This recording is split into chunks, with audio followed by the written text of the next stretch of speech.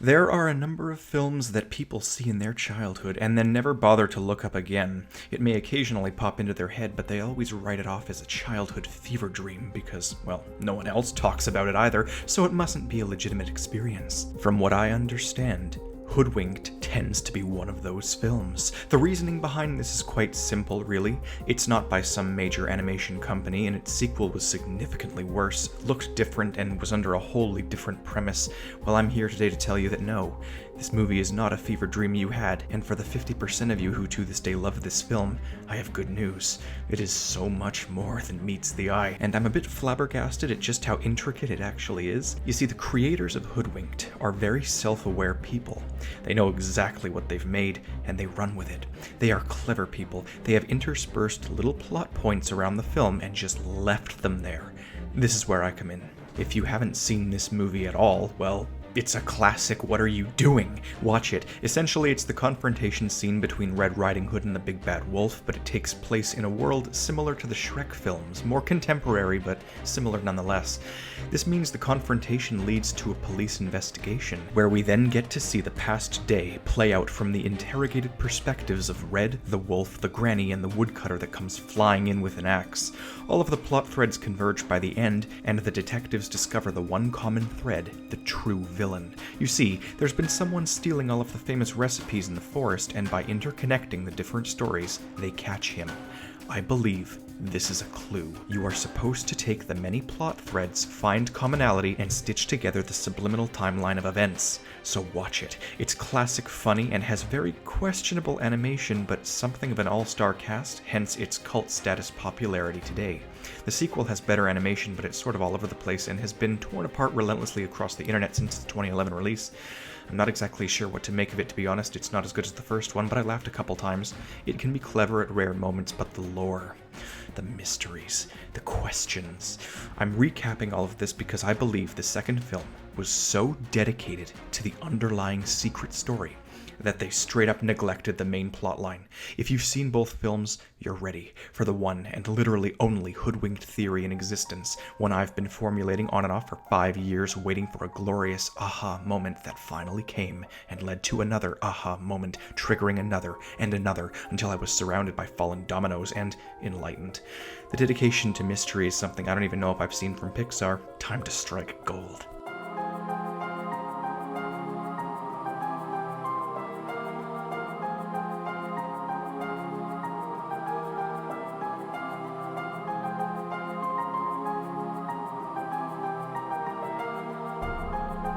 Hello, I'm the Theorizer, and if you haven't been able to tell already, I'm structuring this video properly for once because people tend to deem my stream of consciousness as utterly whack. It also allows me to explain more, which is necessary this time. So what we have to do is basically start off with a list of unanswered questions that the films have. These can be found all over the place because the world is so vast, but so unexplored. Things like, what is Nicky Flippers' backstory with Wolf? Where are Red's parents? What's the history behind the Sisterhood of Kung Fu Bakers? What's the history of the Happily Ever After Agency? Are there answers in Varushka's life story? What's Boingo's full plan? What's the full history and plan of Hansel and Gretel? Those diabolical little kids make me laugh my head off. I think it's the voice acting by Bill Hader and Amy Poehler. They chew the scenery like friggin' gingerbread. Zero exaggeration. And can someone turn the Schnitzel song into a meme, please? Or like a trap remix or something? I'm using my authority as someone without authority to hereby formally request it from any willing, what is the phrase, meme lords? I need the algorithmic payoff as this is very serious work we're doing.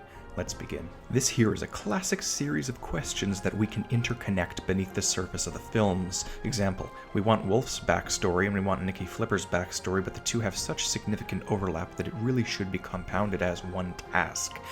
When Wolf meets Flippers in Granny's house during the interrogation, Flippers recognizes Wolf as being a reporter from a police investigation a few years back, the investigation being known as the Stiltskin case. Nicky Flippers has a pretty standard backstory on the surface. Nicky Flippers is a frog. In the 70s, he was a famous dancer who simply went by Flippers, and it's implied that he put that life behind him at around the age of 30 so he could become a famous detective. He likely made the fame transition quite well, considering he kept his name and went on from famous dancer to famous investigator, funding an entire agency of most likely his own creation. What sparked this transition? See, now we have to fragment our initial questions into even more questions. What caused him to give up dancing? Added it to the list. Many years into his investigative career, he was involved in the aforementioned Stiltskin case. This case is what I've discovered to be one of the most mysterious backburner plot threads in the whole franchise. Wolf wrongfully thought his name was Greg Stiltskin. We'll definitely be getting to all that in a second. A few years following this, the film occurs, but Nicky Flippers' life story is so much deeper. I have reason to believe his investment in the events of these two films runs so much deeper than meets the eye. To be as simple as I can, he's suspicious. You see, Nicky does things that don't make sense, and many of his actions or claims don't add up. In fact, I have great reason to believe that he withholds critical information from his agents and that his influence runs deeper than anyone could possibly imagine. Firstly, I believe that he has been slowly worming his way into the lives of the main characters for years, molding them into the perfect agents. Whoa, take a step back. What is this, another insane Theorizer rant? No. Wolf's prime informant for his entire journalism career is a sheep named Woolworth. When he goes to see Woolworth for information on Red Riding Hood in the first film, Woolworth implies that Bo Peep is an aggressive caretaker of sorts to his flock. Nice joke, right? Wrong, because we meet Bo Peep. She's none other than the direct underling of Nicky Flippers himself, and she's known for supervising the sheep agents. They thought I wouldn't catch this. Hilarious. Indeed, the fact of the matter is that Wolf's direct informant is under the control of Nicky Flippers, and he has the nerve to act like he's only got a vague memory of Wolf. You see, Nicky is feigning ignorance when meeting him in Granny's house, but he's there for a very particular reason, as I find it profoundly bizarre that Nicky Flippers, esteemed famous detective, shows up out of literally nowhere to handle some random police business. Why was he so quick to assume that this random home invasion had ties back to the infamous Goody Bandit at all? This frog has the most advanced reconnaissance technology in the world and has spies galore, yet somehow missed the brochure that Hansel and Gretel sent out. But we have orders to fill for every villain in the world. Yeah, the brochure went out weeks ago. They mailed out a brochure, literally advertising their plans to all the villains in the world weeks before the sequel even takes place. Yet Nicky Flippers missed out on public displays of villainy like this, somehow had no idea what he was sending his agents into. Bullshit. What a damn coincidence that he sends Red off for training to the sisterhood that owns the super truffle recipe just as the brochure goes out. Exactly, he sent her upon this revelation. The HEA was fully aware that the recipe had gone missing. It was stolen by Varushka 60 years before the events of the films, as she explains in her evil monologue. Its theft was revealed to the HEA after their discovery of the Grimm twins' brochure, and they instantly sent Red off to get training. But here's the trippier part. Not one single Sister of the Hood must have been trained in that time. The organization seems horrified at the loss of their most sacred possession, as they had no idea, implying they mustn't have checked it since their training of Granny and Varushka, which also reflects the reality of what we see in their sanctuary, only old women and a troll. No new recruits, at least none to this level. This is because Nicky Flippers sent Red there to train so she could become the ideal agent out of desperation to find both her Granny and the recipe that would complete her training, which is exactly what she does when she discovers the missing ingredient is macadamia nuts. The alternative, however, is that the sisterhood did know it was missing, and I mean, they are suspicious, we'll get to them later, but Nicky Flippers would likely have known as well then, on his own time, long before this, if this plan were still successfully to play out, and I do believe that to be the case as well. So here comes the unimaginable mindfuck. During the scene where Varushka reveals herself to Granny, she claims that on her journey to perfect the super truffle, she transmutated a number of animals and people, curses, spells, etc. I believe one of them was the singing goat Japheth, who also seems to be immortal, but he's for later. No, the mindfuck is in the form of 24 British frogs wearing suits, all of whom were once men. What in the actual threshold of Eastern European daylit shit? Varushka claims responsibility for their transformation, and Granny accuses it of being disturbing on several levels. This is because Granny herself has now experienced the exact same domino revelation I have, which is that it all points to her boss being deeper and darker than one would ever possibly expect. The implication is that Nicky Flippers had his dance career rudely interrupted when he was kidnapped by Varushka and turned into a frog. It was good news for the moves, but bad news for the literally everything else, which led him to eventually abandon dancing to seek vengeance on the witch responsible by tracking her at all costs and turning her former sisterhood against her. He knew she had the recipe. It was the whole motivation behind her failed attempts at transmutation. He would have been right there the whole time. It's why he started the HEA. He blackmailed the sisterhood until he could no longer. Nicky Flippers willingly allows villains to get away with a little so he can get a lot in return. He shaped and manipulated the Puckett family from afar and jeopardized Granny's safety all so that Red and the sisterhood could do what they did. The ideal agents to taking down a monster of their own creation, the last stage of her training. Nicky Flippers, little superstar. Notice how in the first film he suspiciously winks as he takes all of the police with him to the wrong place. He's leaving the team to their own devices so they can save the day themselves and become eligible for his organization. I find it hilarious how Nicky legally changed his last name to that of his stage name post-transformation. It's a fame transition. This is because I doubt very much that his last name was genuinely Flippers, given the fact that Red asks, "Why do they call you Flippers?" and he claims it to have been his stage name, but also because of the fact that he has a pet dog, which is something a human would do, and it doubles as a mutually respectable secretary, which is a friendship an animal would have, reflecting his very own duality. We don't even know his real name. This is a fact. His reactions are generally pretty standard and unassuming, so you'd think he has no history with Varushka. However, there is a deep aggression and rage that Nicky has throughout the entirety of the second movie, which is noticeably not present in the first one. When Varushka gets knocked down a peg or two, he chills out, or so it seems, but he likely isn't done. You'd expect a little more from her behavior around him as well, but she does notoriously hate the HEA. It doesn't really matter though, because we know for a fact he has a bad history with her, because they wouldn't have included the integral scene of the transmutated frogs otherwise. And no, she didn't intentionally make them. She didn't, for example, try to make Nicky Flippers clones so that they would infiltrate the HEA or something. That's simply not the case, because we know this was unintentional. She says so. It was just an accident on her journey to recreating the super truffles. Unless, of course, Nicky was patient zero, which is also why he's so much taller. Anyways, this reference and Granny's statement of the implications is to say that Nicky was the product of Varushka's experimentation, one way or another.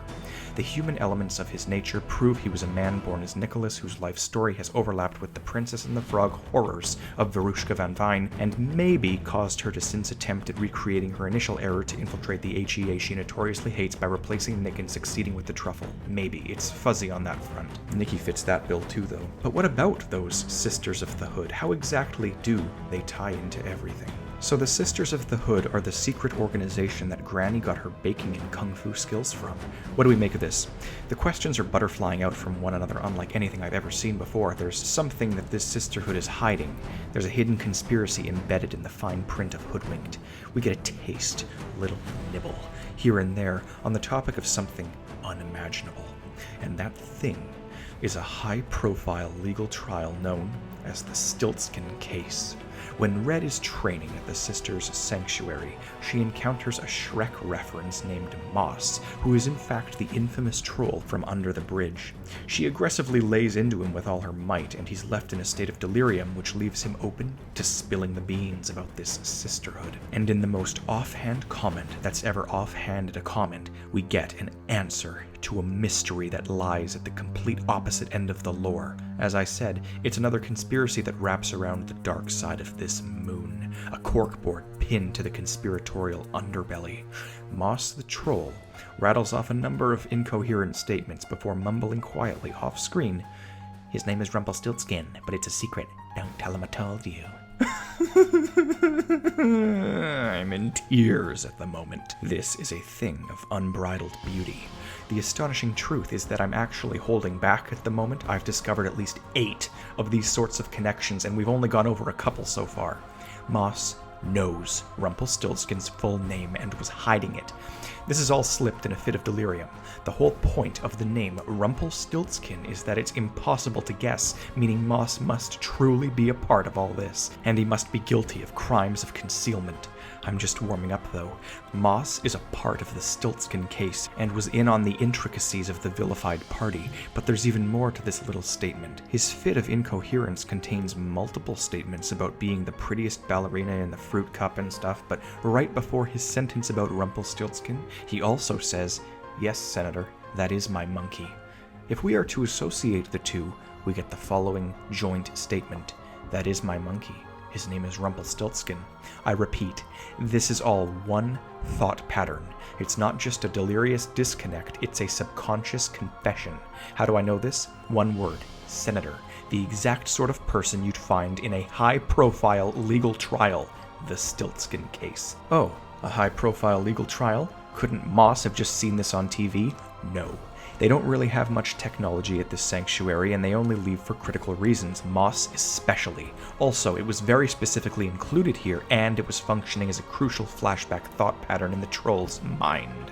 And nobody would, on live TV, tell the world Rumpelstiltskin's name and then say shush, don't tell him, meaning Moss must have done this in person during a private hearing. This all means, of course, that Rumpelstiltskin is a monkey, which makes so much sense, given the stereotype of Rumpelstiltskin being a small, human-like imp. Not only that, but the implication is that said monkey is pure evil and was in some sort of servitude-based relationship with Moss, similarly to Flippers and his dog. This is a domino revelation. This is how one thing leads to another and butterflies out into the lore like a ripple effect of answers, and all of this I have leached from a blink and you miss an offhand comment from some random concussed Shrek reference. So the Stiltskin case is a high-profile legal trial revolving around a monkey named Rumpelstiltskin who has some sort of direct association with this bridge troll. Going off of the classic Rumpelstiltskin story and Hoodwinked's own running themes, it most likely entailed the abduction of children and the concealment of the first name Rumpel. Now comes to the part we've all been waiting for. How this ties into the troll's occupation in the Sisterhood sanctuary. The troll says to Red, "Your granny never would have run away like a scared little chicken girl." This means, as we've already assumed, that the troll has been here unceasingly for at least 60 years. This troll is a part of the Sisterhood as well. We know this when Red knocks him out. He says, "Check, please," so as to imply he is paid to work here. So it isn't just community service for the Stiltskin case like I was initially going to think, because that wouldn't even match up with the timeline anyways. Even if he's not technically a part of the Sisters of the Hood, I feel dangerously confident that the creators opted instead to make this rather sassy troll a sister from the hood, which is why his personality and behavior are reflective of such. Yes, I am telling you that this troll is not a sister of the hood, but a sister from the hood, which is an unshakable premise, and in the words of Twitter, don't at me. Regardless, he's a part of this organization and has been for at least 6 decades, as he helped train Granny Puckett. This and the fact that this troll is everything except biologically a sister of the hood leads me to believe that this position in particular, and this form, is punishment from the sisterhood themselves. We know they can transmutate humans into other creatures because it was the very same process that Varushka put up with when trying to crack their recipe. So if the Stiltskin case, Nicky Flippers, and the Sisterhood are all interconnected right to their cores, then I would wager something rather accusatory and dramatic that I'll probably have to revisit later. I would wager that this Stiltskin case, the case of a highly dangerous mystery villain that stood trial in front of the government, must have been the result of having done something truly evil and dangerous. We know it has ties back to the Sisterhood, and we know that Nicky Flippers has connections to them, blackmail or something otherwise more positive, and thus, I think that the Stiltskin case might be a cover-up for the attempted theft of the super truffle recipe. This would have been when the Sisterhood discovered it to be missing.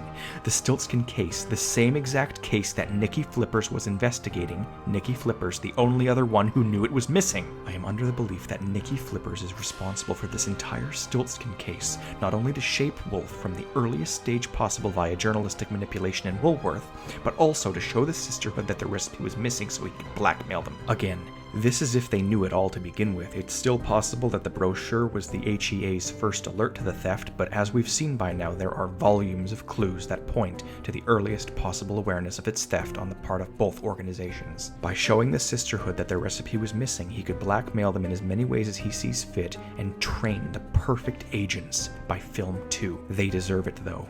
they be shady-ass grannies. Don't even get me started yet on the Zelda-esque figure they worship, and what they probably did to Red's mother. Oh yeah, we're not done, by the way. Not with the HEA, not with the Sisterhood, and certainly not with the actual villains of Hoodwinked, who we've yet to even get to. So I have 5 more parts planned out here. Oh, don't think you're actually going anywhere. And to the producers who did this, you are not getting off the hook here. You are so far on this hook that I could pierce you through the LC display like a fucking trout. I might be able to squish these videos down into just 1 or 2 more videos. We'll see. I'm still a bit disoriented, so there are likely 1 or 2 glaring errors here that I will sort out with time. But this isn't over. We're not even close to done. Although if you refuse to take part in a Hoodwinked meme, at least like the video. I never asked for that, but I want to see if it genuinely does something different like it used to. Also, subscribe. Stay tuned, ring the bell for the next Hoodwinked theory. It will be coming damn quick. Until next time, I'm the Theorizer.